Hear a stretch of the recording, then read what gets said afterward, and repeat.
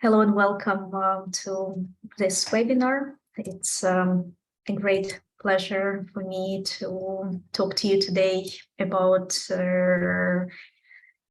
increasing visibility of your research outputs through the use of open access platforms. So my presentation will cover some of the topics that you see outlined there. How could you as a researcher decide where to publish, how to publish in open access, what a preprint is and how it helps increase visibility of your research results, how to choose among many journals and many open access journals, how you can deposit your paper in your institutional repository, and also how to publish in open access without paying article processing charges. Well, that's a short outline of my talk. And I would like to start with this diagram, which I think presents different options, how you could enable open access to your research results. And here we're mainly talking about journal articles. So when you completed your manuscript that you want to submit to a journal, you have two options. You can either go for publishing in an open access journal and find a journal that doesn't charge article processing charges, publish there, and then your paper is made openly available immediately. Or if for some reasons there are no good open access journals in your field that don't charge article processing charges, you could still publish in a subscription-based journal, but make your article available in your university's repository and provide open access to that article via a repository. So there are two routes to open access. One is immediate open access via publishing in an open access journal. Another one is via publishing in subscription-based journal and providing immediate or delayed open access via repository. And there is this common misconception that you have to pay to publish in open access, and it's true that some open access journals charge article processing charges, and they are very expensive, but it's also true that not all of them charge. And I do recommend a directory of open access journals where you can find quality open access journals you can publish in. And as you can see on this slide, currently this directory includes 18,415 open access journals, and out of them 12,708 don't charge article processing charges. So if you want to select a journal that doesn't charge article processing charges, then you just click on that journals without APCs, and then you'll have a list. So there are a lot of journals, as you can see, and then you can filter by subjects. So if you're interested in agriculture journals, for example, then you select agriculture, and then you can filter later on by languages and also some other criteria. So I do recommend you using DOAJ as a place where you can find a journal where you could publish your work. It's also important to be critical when you identify a journal and to make additional checks that it's really a trusted journal. And I really like the ThinkCheck Submit resource that provides some food for thoughts. So when you're choosing a journal to publish in, then try to answer some of all of these questions. Do you or your colleagues know the journal? Have you read any articles in this journal before? Is it easy to discover the latest papers in the journal? How original is the journal name? Is this journal even registered on ISSN portal, which is a place where all journals should be registered? Can you easily identify and contact the publisher? Is the publisher name clearly displayed on the journal website? Can you contact the publisher by phone, email, and post? And you don't need to contact the publisher immediately, but if you see these contact details, then that's a good sign that it's a good journal.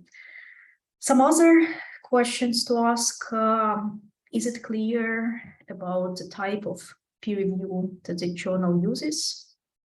Does the website even mention whether the process involves independent and external reviewers? How many reviewers per paper? And I mentioned Directory of Open Access Journals, and Directory of Open Access Journals requires that journals that would like to register on the directory should have at least 2 independent peer reviewers per paper.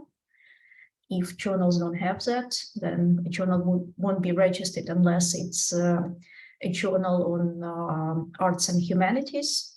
DOAJ only allows editorial review for arts and humanities journals. Then it would be good to check whether you can see who are on the editorial board of this journal, and whether they are from the subject areas of the journal.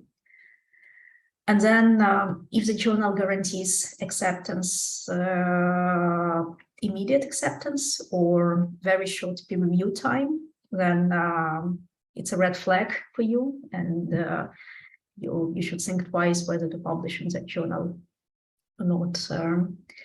Then also, are articles indexed or archived in dedicated servers? Is it easy to discover a journal in databases? DOAJ is one of them. Does the publisher ensure long-term archiving and preservation of digital publications? Does the publisher use permanent digital identifiers? Is it clear what fees will be charged when you publish in a journal? Does the journal website explain that? How much and when those fees will be charged? If there are no article processing charges, is there information how a journal is funded? And does a publisher provide waivers to researchers in low and middle income countries? And then whether there are guidelines for authors on the publisher website? Is it clear what kind of copyright and license policy this journal has? Does the journal allow you to retain copyright for your work? Because that's what most open access journals allow. Is there a clear policy regarding potential conflicts of interest for authors, editors, and reviewers? Is it clear in which formats your paper will be available? Does the journal provide any information about metrics of usage or citations? And then it would be good if a publisher would be a member of a recognized industry initiative, for example, Committee on Publication Ethics. Unfortunately, journals have to pay to be members of COPE, so not all journals could do that. But if a journal is listed in DOAJ and inclusion in DOAJ is free, so that's already a good sign. Does a publisher belong to open access scholarly Publishing Association, OASPA, or is a journal on African Journals Online platform, AJOL, or some other platforms. So these are some of the questions you might consider when you're selecting your journal.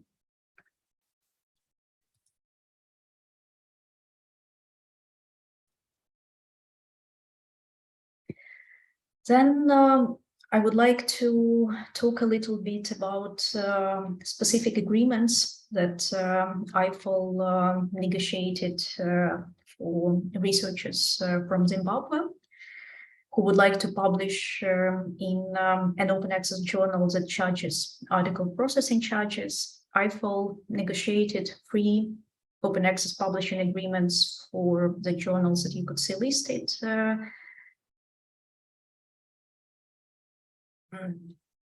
It's sorry, it's a typo. It's ACM, Association of Computer Machinery, and I'll correct my slides. Brill, Cambridge University Press, European Respiratory Journal, IMEC, IWA Journals, Oxford University Press, Royal Society, SAGE, Taylor and Francis, the Company of Biologists, Wolters Kluwer Health, and Wall Scientific. And there is also a discounted 500 British pounds fee for publishing in Edward Elgar. And how you can find this information on IFL's website. So if you go to our website, to this page which says APCs, IFL negotiated article processing charges. Sorry, I have to stop sharing and share again because I looked at the chat and that usually stops my presentation flow.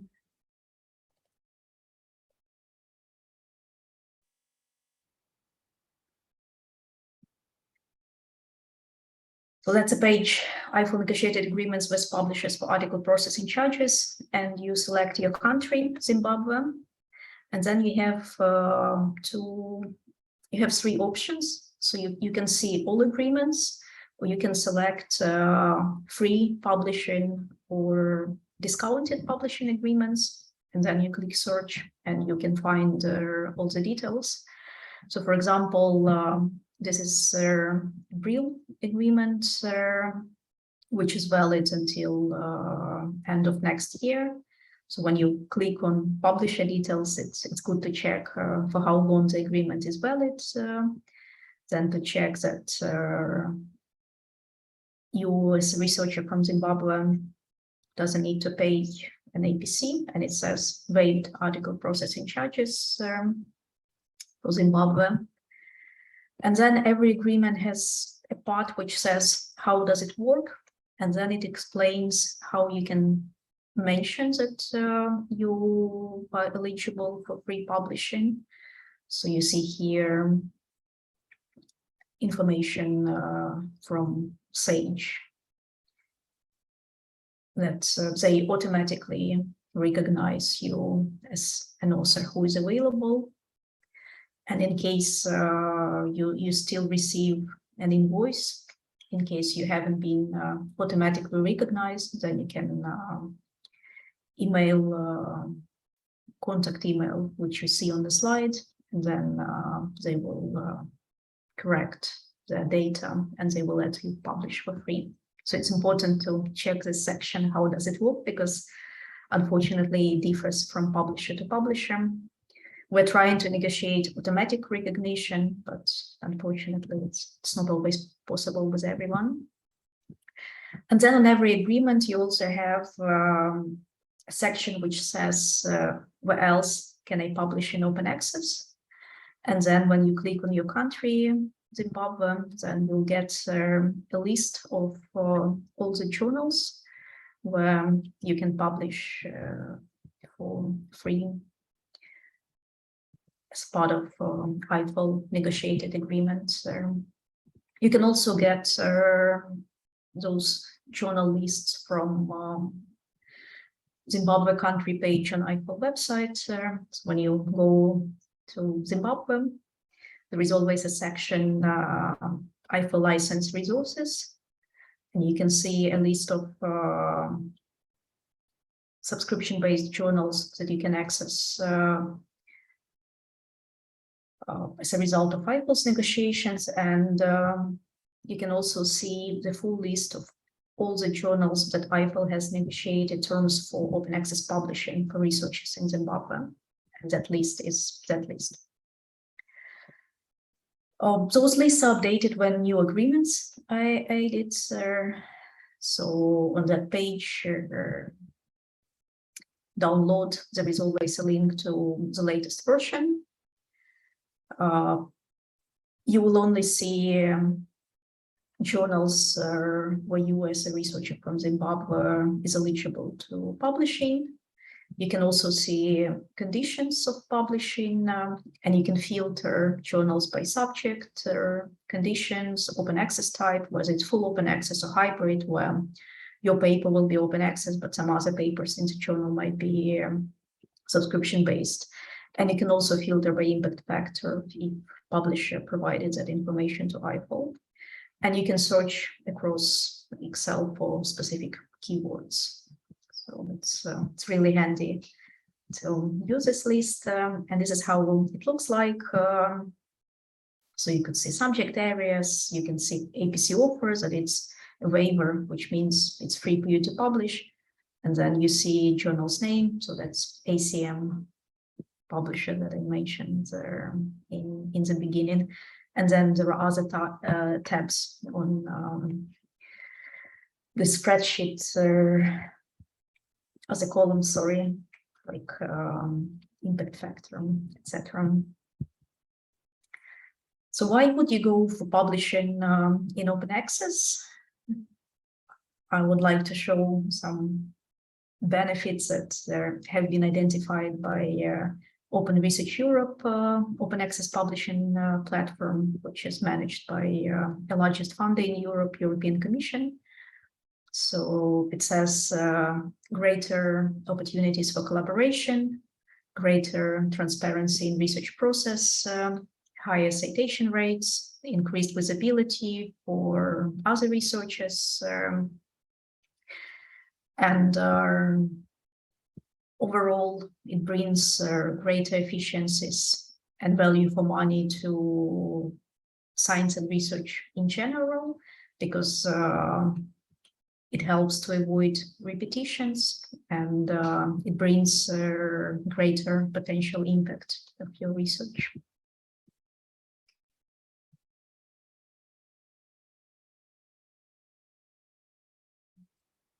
And this rapid open access sharing really helps other researchers to build upon your ideas right away. It also helps you to build your ideas on other research ideas, and it removes obstacles to collaborative research. And in the long run, it maximizes the value and impact of research. It also allows not only researchers from institutions that have access to scholarly journals, but also anyone to find research materials, and it accelerates the progress of research, bringing new insight, new innovations, new treatments, as we saw with COVID-19 becoming available to those who need them more rapidly. So there are a lot of benefits to publish in open access, and you don't need to pay to publish in open access. There are good open access journals that don't charge article processing charges, and there are also specific agreements, like I mentioned, IFAL agreements, where you don't need to pay even if a journal charges article processing fees. I would also like to show you some other databases that you can use to find a journal to publish in, and the slides have been kindly provided by Neem Brennan from Trinity College Dublin. So she recommends to check Web of Science Master Journal List or Scopus Journal List, and you don't need to have a subscription or access to Web of Science or Scopus to download those lists. You can go and see search journals in the Web of Science Master Journal List, or you can download a spreadsheet of Scopus journal list and look for a journal where you would like to publish. It's really important to follow the author guidelines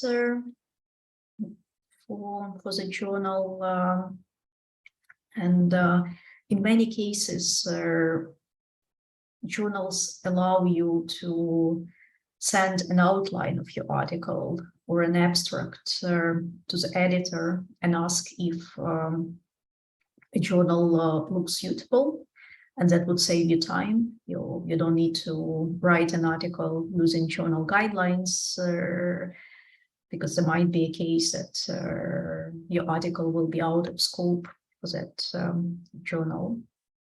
And it would be really handy if you want to publish in that journal, if you could read at least one issue of the journal to have a better understanding what kind of journal articles they are publishing.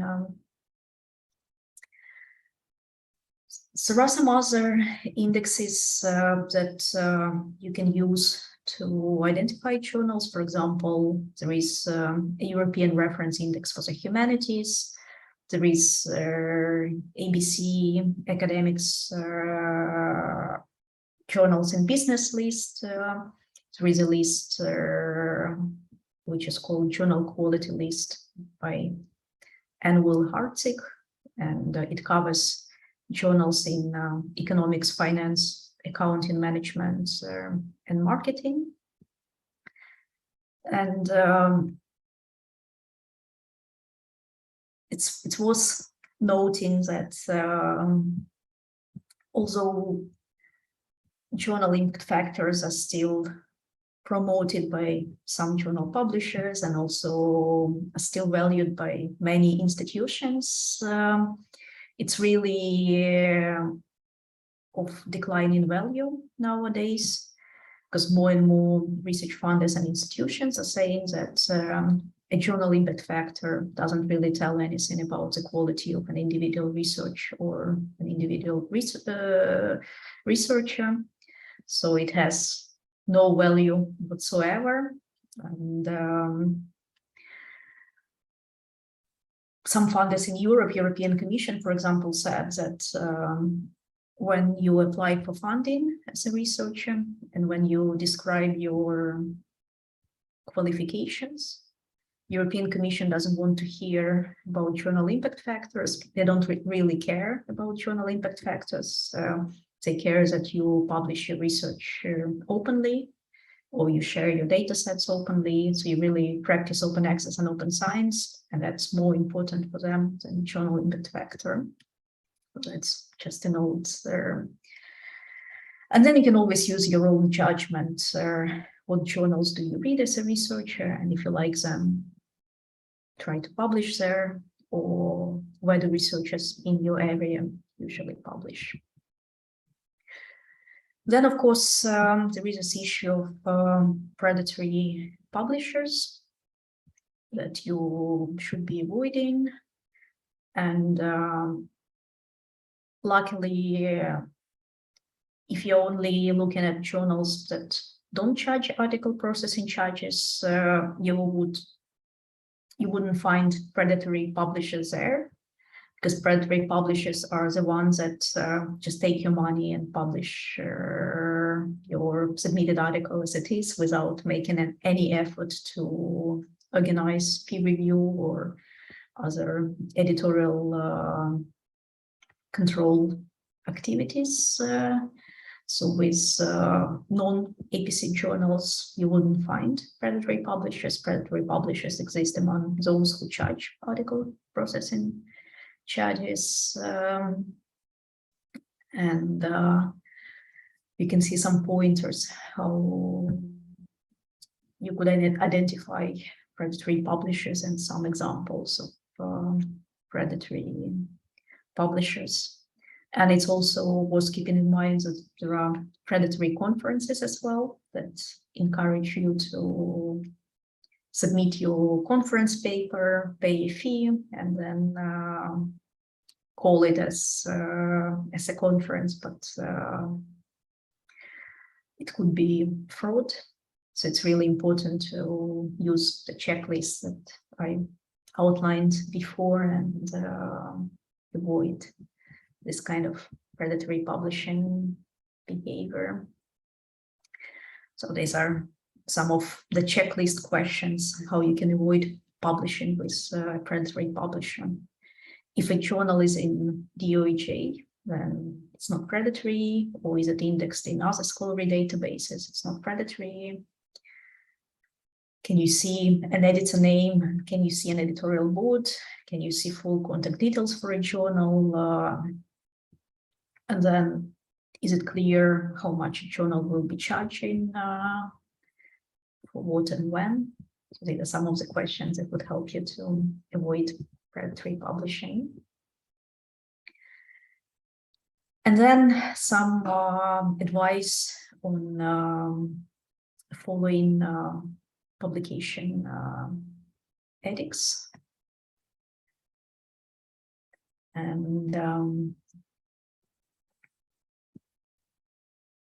it's important not to submit your article to more than one journal at a time, because journals do share submission information, and that might be a reason not to process even your article if journals see that it has been submitted to a dozen of journals, for example. So it's better to go one by one, start with one journal, write an article following the journal's guidelines, and then if it's not accepted, then go for your second choice of a journal. And if your work is collaborative work, then it's better to make sure that all your collaborators know about the journal articles that you are writing. All of them are included in the process of writing this article, or at least with a coordination around that.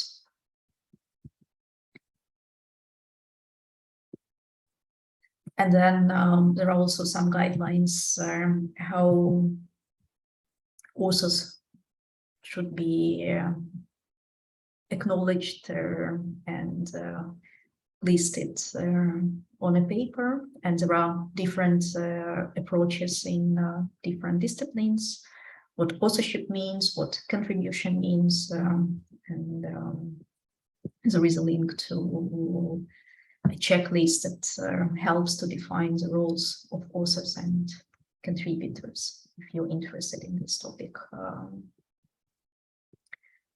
It's also important to make sure that you don't include copyrighted work in your article, and copyrighted by other parties, I mean, or if you do include, then that you sought and gained permissions from copyright holders to include that third-party content. So, for example, if you analyzed a video in your article and you want to include a snippet of that video or an image, but it might be copyright protected, and of course there are fair use and limitations and exceptions to copyright, but it might be complicated to prove that fair use works in this case. So it's better not to include content which is not yours in your journal article. Then reading publishers' author guidelines is important, and that's an example of Emerald Publishing guidelines, and some more tips from Emerald, how to identify the right journal for you, how to follow author guidelines, where to send your manuscript. And as you can see, Emerald allows you to send an outline or abstract and ask if it looks suitable or interesting for a journal. And abstract is really important because it's like an advertisement of your article. So it's really important to make it interesting, easy to be understood without reading the whole article.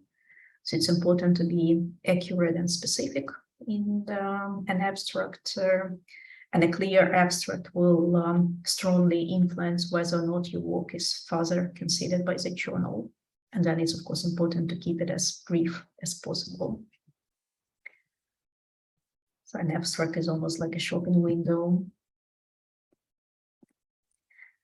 And then most journals have this approach to processing your submissions. So your article could either be accepted, rejected, or accepted with minor or major revisions. And a request for revision is really good news, because honestly, I haven't seen many journals that would accept an article as it is. There is always a process of requesting some revisions and then receiving it. So don't be upset when your article is accepted with minor or major revisions. Please submit them, because that's why we have journals and peer reviews, because peer review is like a conversation between you and you as an author and reviewers, and reviewers' feedback is supposed to improve your article. So use that opportunity and follow reviewers' recommendations if they are relevant, and make those revisions. If your article has been rejected, I think it's really important to ask why and listen carefully. So usually you would see comments about rejected paper, and it's sad to read the rejection, but please do read it and make sure that you improve your article when you will be submitting it to another journal. And then just try again, improve your paper, resubmit elsewhere. And quite often articles will be rejected because they don't fit the journal's profile, the journal's mission and goals. So really do your homework carefully and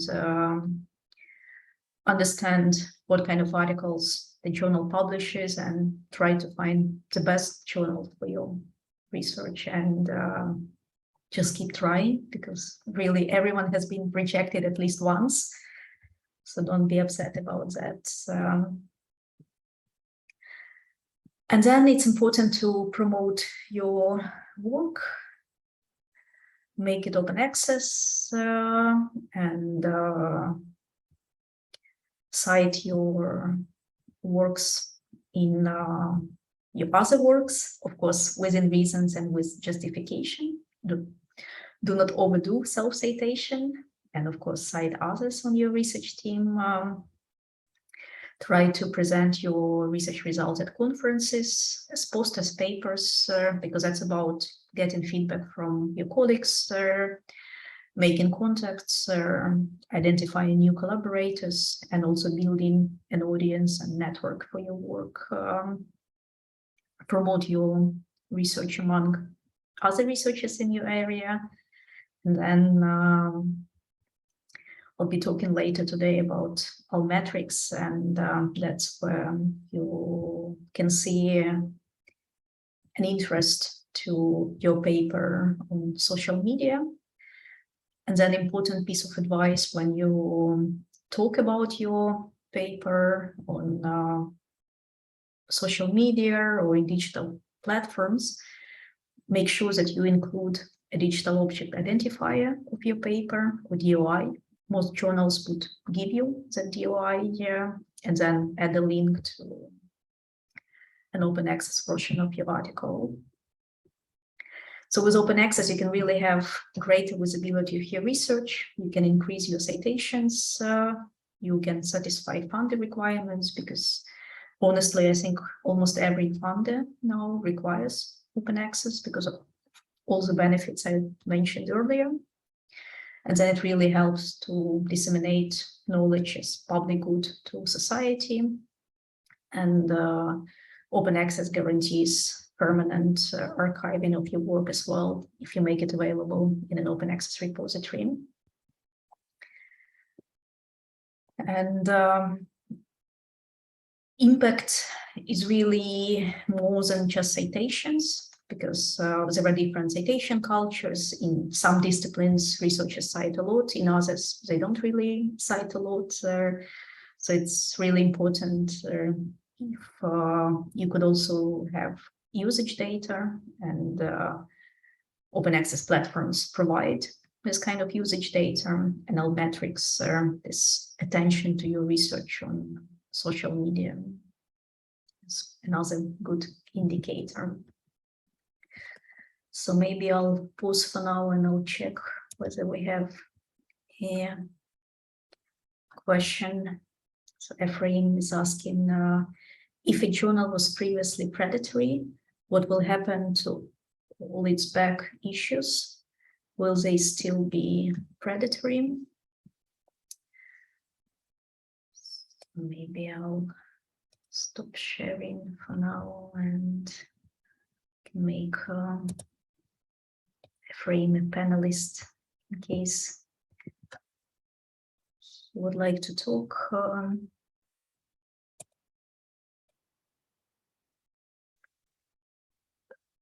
So I think we have to distinguish between predatory and low quality journals.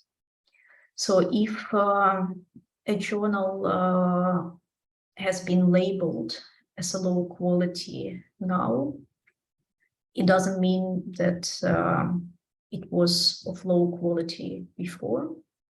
So it's all previously published articles could still be of high quality, because maybe a journal became low quality because editorial team changed, or because peer reviewers refused to review journal articles. So that could happen with low quality journals, that they were good before, then they became low quality, and that's sad. But it doesn't bring a bad image on you as a researcher if you publish with a journal previously. But with predatory journals, honestly, I haven't heard of any predatory journal that was good before but became predatory later on, because predatory is basically just publishing. Not even public, we can't even say publishing, because publishing means peer review. But with predatory journals, they just take your money for nothing, because they just take your money to put your article online, and you can put your article online yourself. You don't even need a publisher if that's the only steps that they do. And unfortunately, that's what most predatory publishers are doing, that they just take your money, don't make any efforts, don't do anything with your article, don't even read it, just publish it as it is. And predatory always means bad.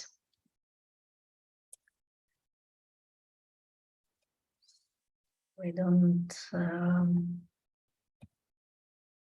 see any other questions, so maybe I'll continue with my presentation.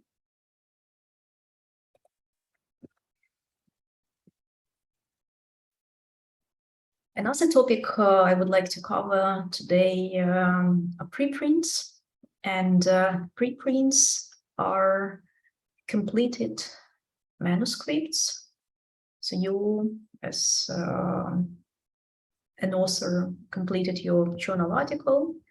You want to submit it to a journal, or you might have already submitted it to a journal, but you also want to make it available as it is now to establish priority. So to say that you are the first who got certain results. To get more citations, because there are disciplines where researchers start citing preprints even before they are published in journal articles. And there are also studies that show that if articles are made available as preprints, they are cited 36% more than articles that don't have an associated preprints.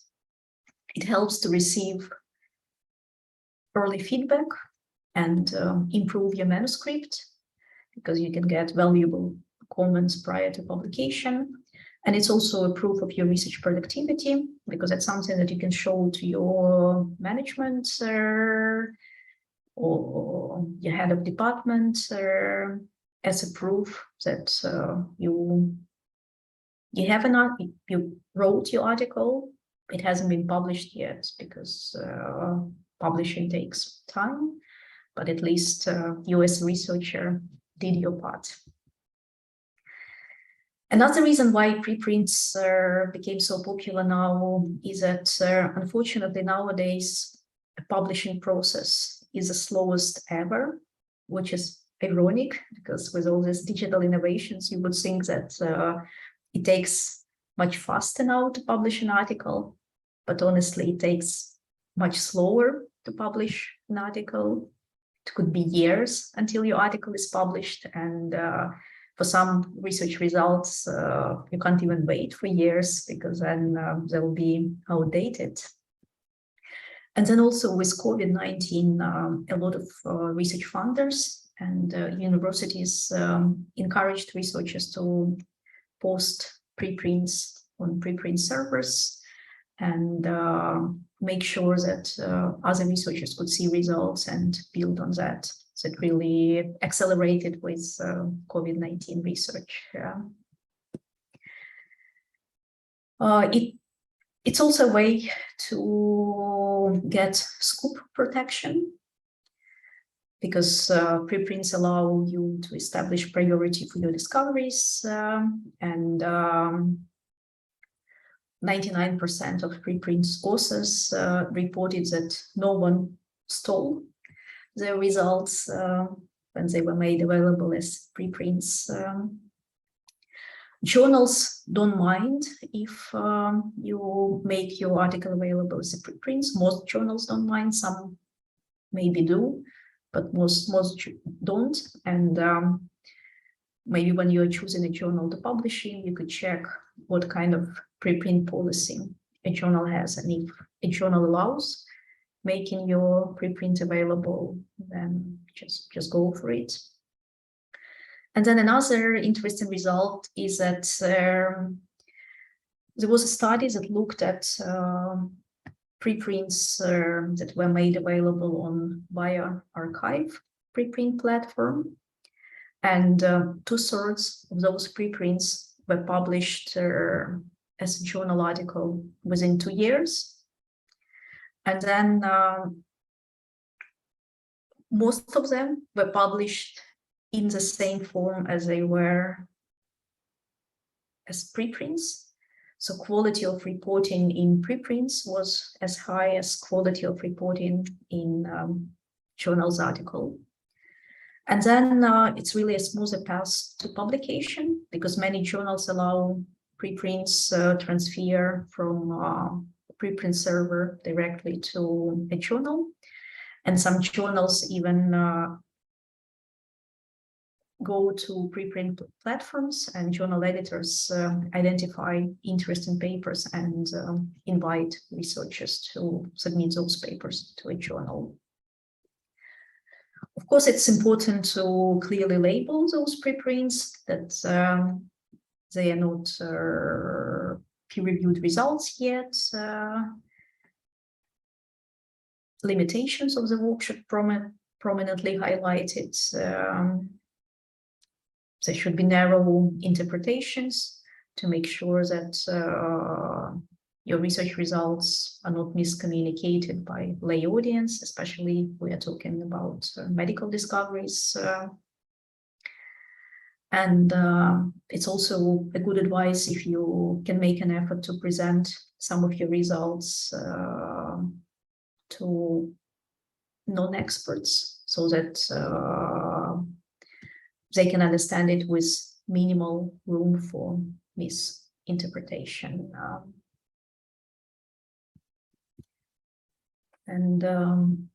This is a researcher from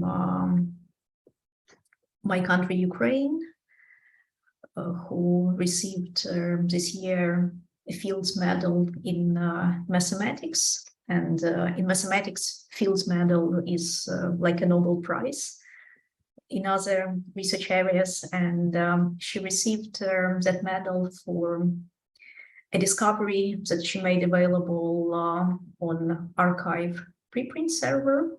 And the moment she posted her research results on preprint, they were immediately picked up by other mathematicians, because arXiv is a place where mathematicians go to check for new papers in their research areas. So her results were cited as a preprint the moment she made them available. And then only a year later, they were published in the Annals of Mathematics, and researchers started citing journal article as well. But before a journal article was published, she was already an established mathematician. With preprints, you can really decide when you want to release your research results, because if you're waiting for a journal article, it might be a little bit too late. So with preprints, you can decide when you want to disclose your research results, share them with other researchers, and let them build on it. It even helps you to save you from scooping yourself, because as you can see in this example, this researcher collaborated in a research team, and she was writing an article, and other researchers on the team were also writing an article, and they wanted to cross-reference those articles. And her article hasn't been published yet, but she could include a reference to a preprint server. So she managed to highlight her research in another article even before it was published as a journal article. This researcher says that the moment he posted his manuscript on bioRxiv server, then he received an invitation from an editor of an open access journal inviting to submit this paper to a journal. And then during the review process, he received another invitation from another open access journal editor for the same manuscript, asking for submission. So he even didn't need to look for a journal. Journals found him. Another example is when a journal article included software references. It wasn't a journal article, sorry, it was still a manuscript made available on preprint, but other researchers started reusing software results. So a researcher received citations to preprint, And he also received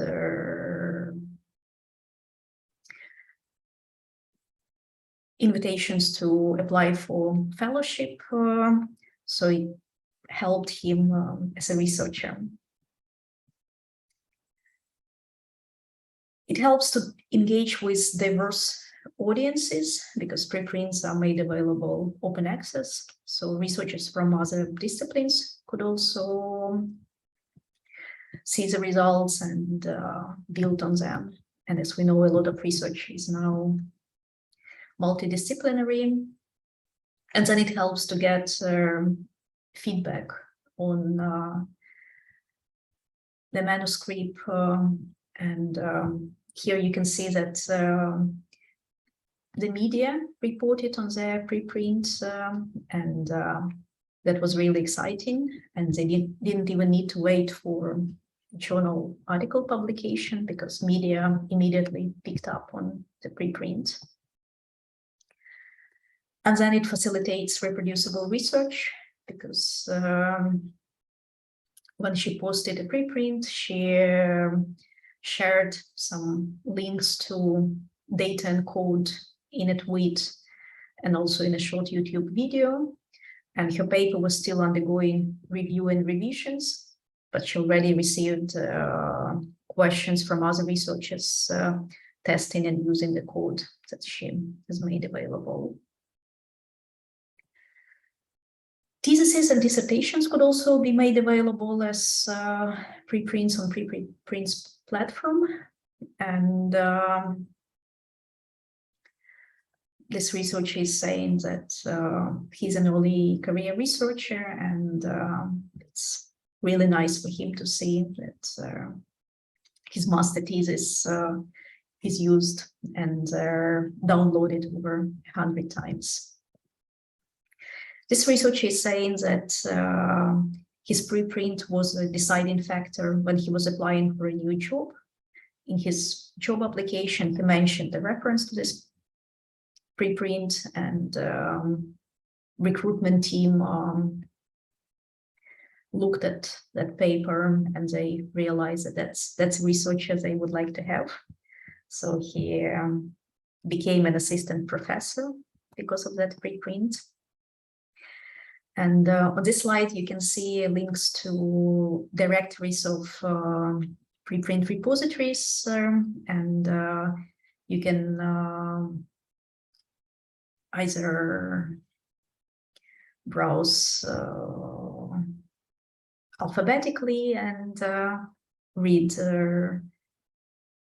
areas of science, so you can browse by disciplines and find a preprint repository. And preprint repositories don't charge anything, so it's really free to make your paper available there. Some disciplinary search engines, for example, Europe PubMed Central, which is a search engine for life sciences literature, started indexing preprints together with journal articles, and preprints are clearly labeled as not peer-reviewed research yet. There is a warning that there might be some issues with research results because it hasn't been peer-reviewed yet, but still it's a part of journal indexes. And I checked how many preprints researchers from your university made available, and they showed 60 preprints that your researchers already posted on different platforms. And I would like to show a couple of them.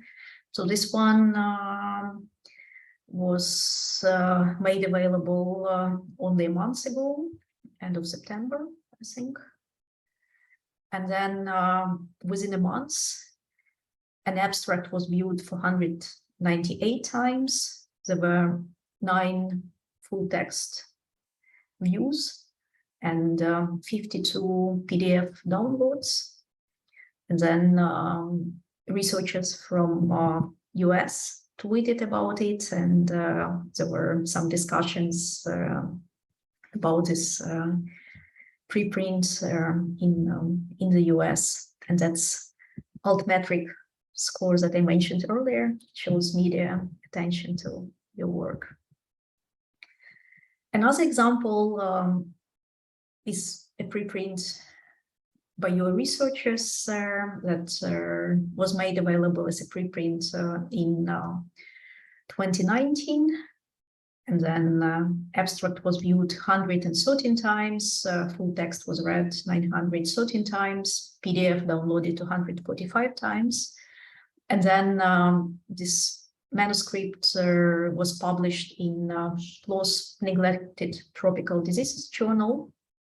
And it's also available as a journal article, so it was published almost a year later.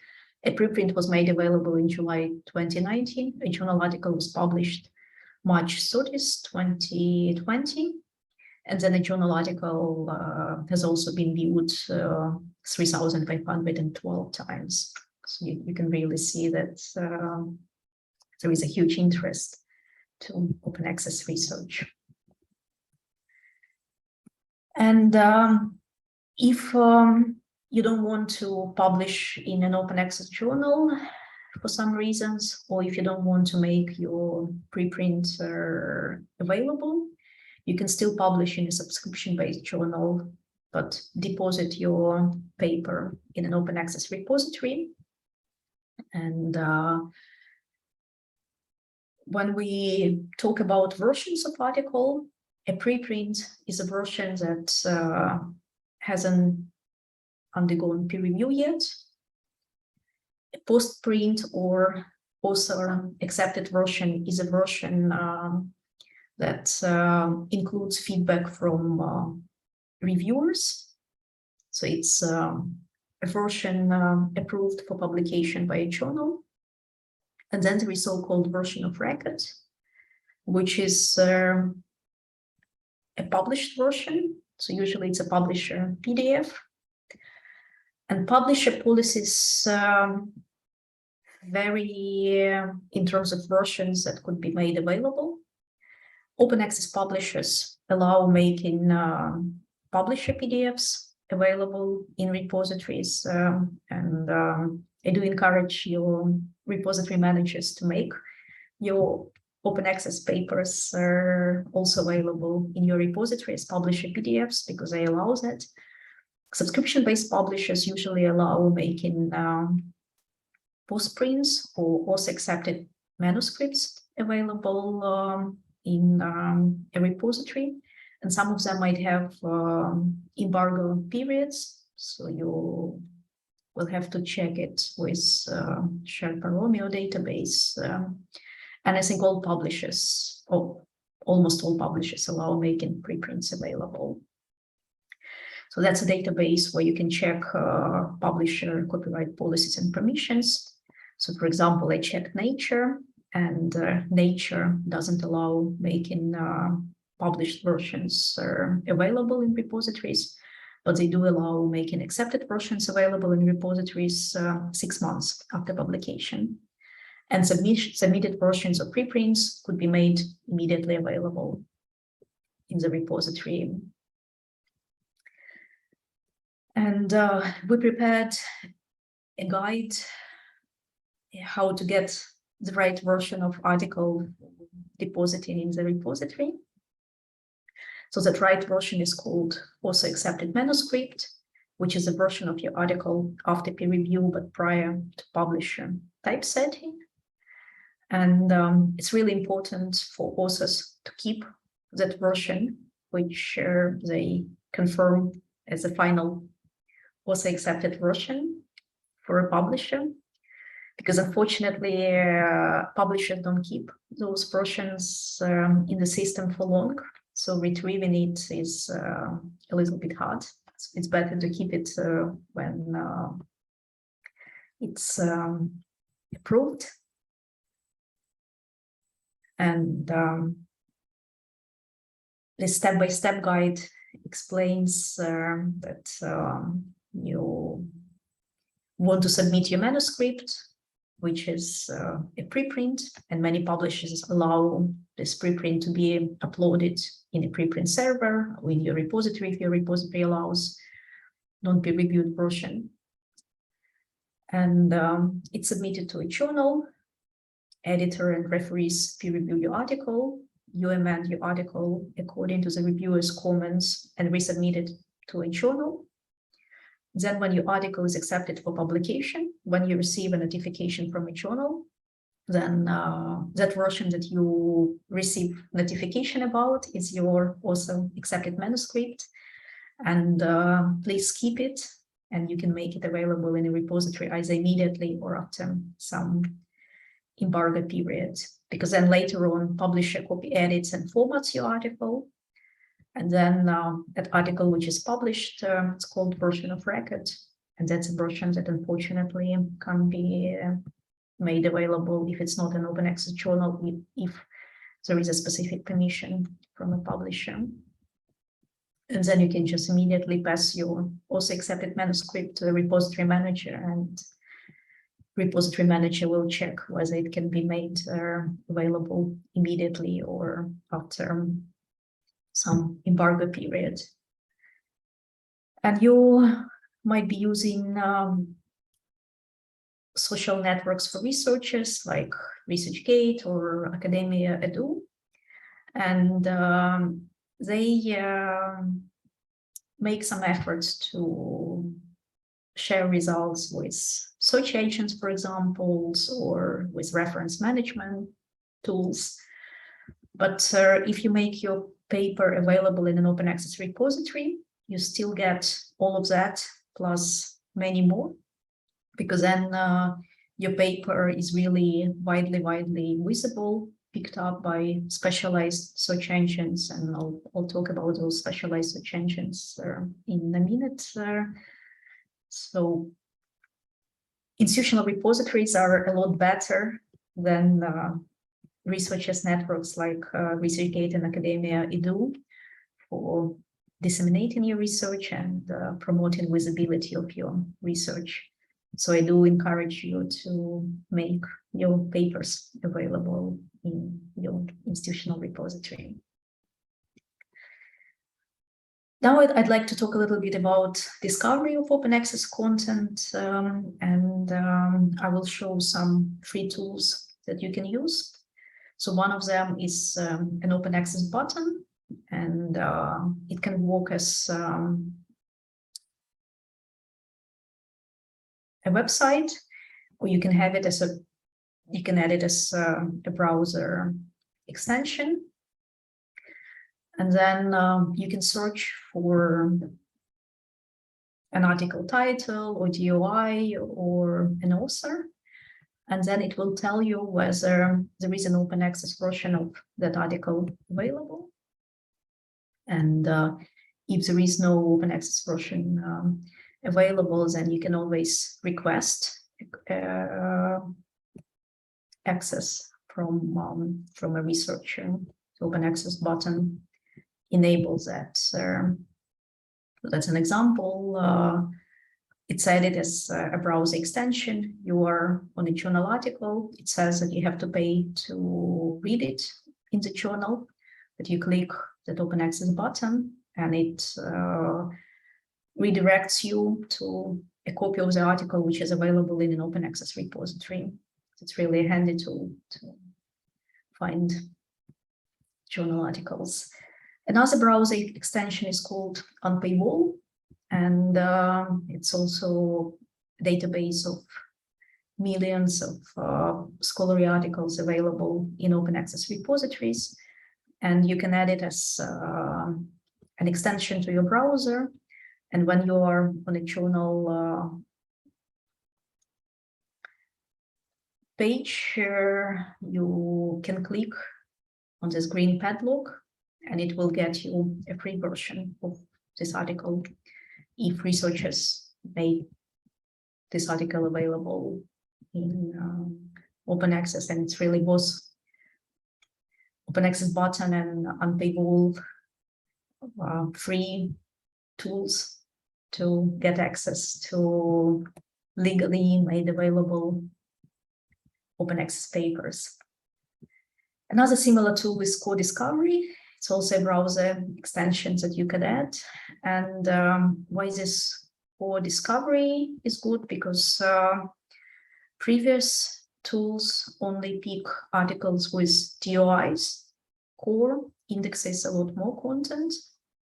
So it can find a copy of an article if it's published without a DOI. Another useful tool is OpenAIRE Explore. And it's a discovery portal where you can go and search for research results. So it also has, it has 145 million publications. Many of them are available in open access, but also data sets, research software, and other results. And I was looking for, I used Zimbabwe as a keyword, and then I found 25,000 publications in open access, 10,000 in closed access. And then I can refine such results. For example, if I'm only interested in open access publications published this year, and I can also specify my search terms, and I can download results. So it's really useful free tool. Another free tool is Bayes, Bielefeld Academic Search Engine, which you can use to also find openly available open access papers. And then you can even use Google Scholar and check hidden links for open articles.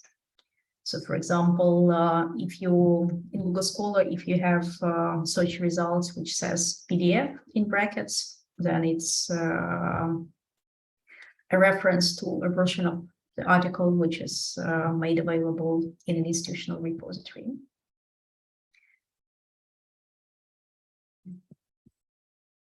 So for example, this article has 22 versions. So the first one would be a publisher version, and Nature is not open access journal, so you would need to pay to read it. But among search results, you'll see this PDF Duke Edu, which is same article made available in an institutional repository.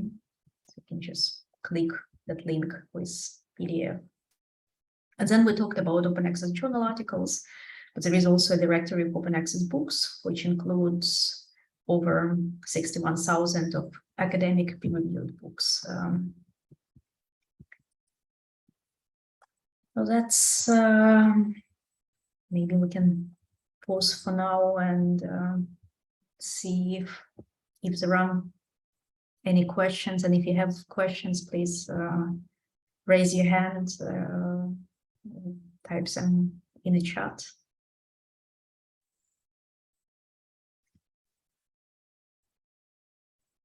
I don't see any, so maybe I'll show two more topics quickly, and then we'll wrap up this webinar. So one new topic that has been emerging with open access movement is importance of rights retention. When researchers tell publishers that they would like to retain certain rights for their also accepted manuscripts, for example, make them available in an open access repository. And funders started this movement broadly. Before, rights retention was a part of institutional policies in Harvard, for example, or in Kenya, where researchers retain the rights to make an article available in institutional repository. But as a large movement, it started when Coalition S, which is a group of funders ensuring immediate open access to all research, picked it up as a strategy. And what they are promoting is that if they are the ones funding the research, or if universities have rights retention policies, then publishers are notified that an also accepted manuscript is owned by the author, and it is owned by the author because it's your version, then it can be made immediately available in the institutional repository, even if a publisher has embargo period, because that funder policy and institutional policy overrides embargo periods established by the journal. And it amplifies the message that peer-reviewed, author-accepted manuscript is an intellectual creation and property of a researcher, and a researcher has copyright on that version of paper and can make it available in a journal immediately. And then another important point is the use of Creative Commons licenses for open access publications in the journals, but also in repositories, because those Creative Commons licenses are machine readable, so it's easier for search engines to identify freely available papers if they're made available under Creative Commons licenses.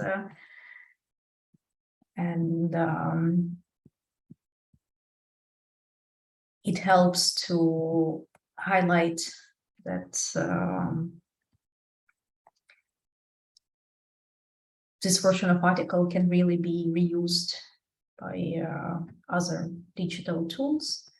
And for that, there is a recommendation to use a version of the article which is called Creative Commons Attribution, and not more restrictive versions of articles like no derivatives, for example, because if an article is shared under Creative Commons Attribution no derivatives license, then it really limits the use of that article.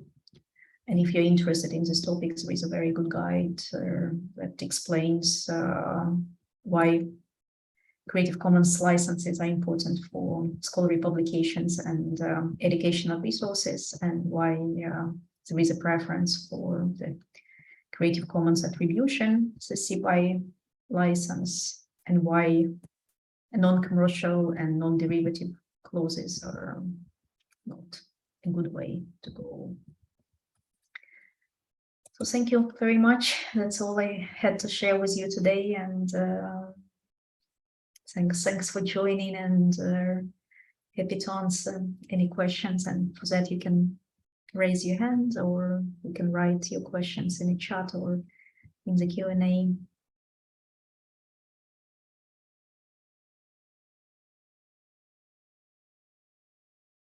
Any questions or any feedback?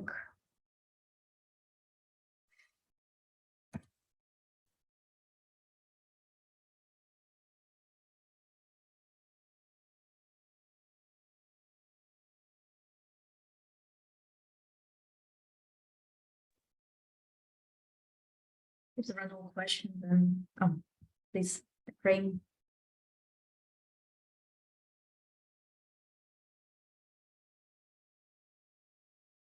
You're speaking, I don't hear you. Morning, can you hear me? Yes, I can hear you now. Thank you.